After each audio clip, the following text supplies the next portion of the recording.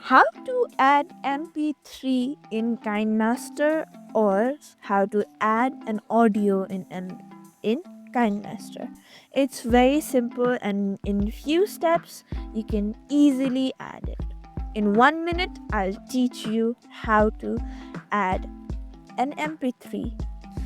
You can either record it or add on MP3 audio directly. How?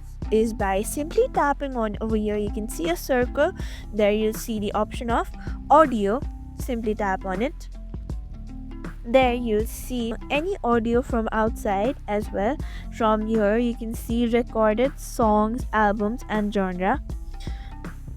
Here you can see there are many audios of mine, so I will simply, what I will do is tap on any one of it. Just simply over here you can see the option of plus icon. Tap on it like this. You'll add an MP3 to your KineMaster or an audio.